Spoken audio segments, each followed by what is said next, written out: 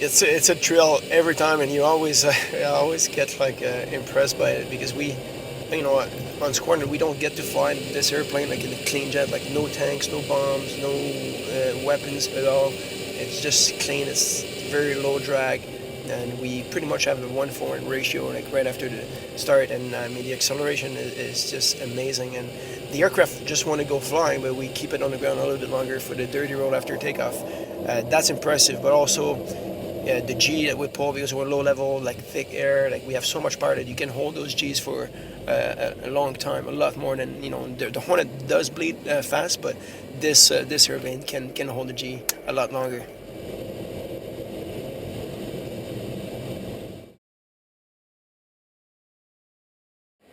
The vertical climb is pretty much, I think it's the one maneuver that, after all those years of flying, and I've got a pretty good, I can never be sick. I'm never sick, I'm never dizzy, and that maneuver is the one that gets you because you're pointing straight up. You do like multiple rolls, and the rolls are very hard on your body, like internal ears.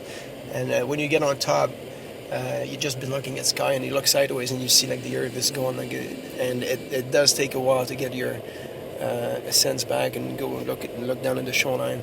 You're climbing up, and you have a lot of G's, so you're working hard to keep the blood, in your brain, and with the rolls, it is a little bit disorientating over the top of that maneuver. It's by far the worst of the show.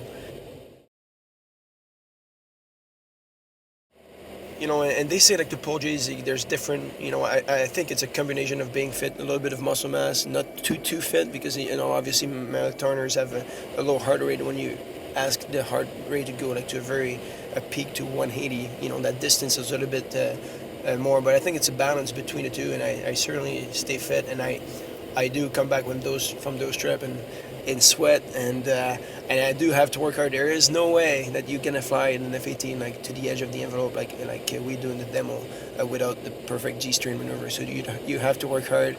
It doesn't sound that nice on the radio sometimes. You sound like you're crying, not you're screaming but you just need to do that to keep your vision, and you keep your consciousness, obviously.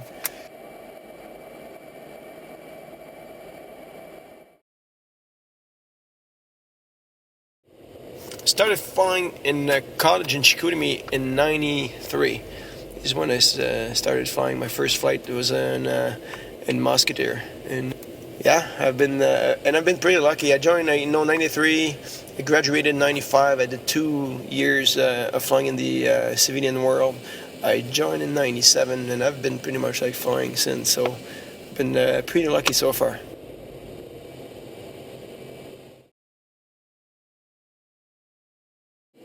Yeah, that's you need a family that's very supportive, especially in that type of job. I'm pretty lucky. I've got like my parents, my wife, and my kids. When I go on the road, they're very supportive, and I don't have to worry about. I don't have concerns because I know they're supporting me, which is very important. Yeah, because we do spend a lot of time on the road, and if you don't have family support, it gets pretty hard. Whether you're the demo guy, snowbirds, or any of the Air Force job that we have, we do spend a lot of time away from.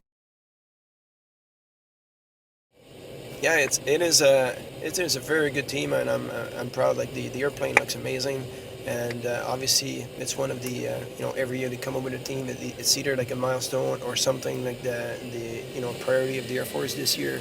We want to put emphasis in the north, and I think it's important because we do so much. There's so much there, like the Air Force, with the NORAD missions. We do spend like most of our days in the queue at home, like for domestic duties.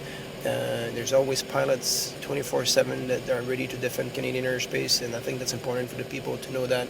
And not only the F-18, the fighter force, but obviously anybody else like search and rescue, Hercules. We have bases there. We have radar, forward operating bases. So there is a lot of stuff happening out there, and it's good for us to raise the awareness.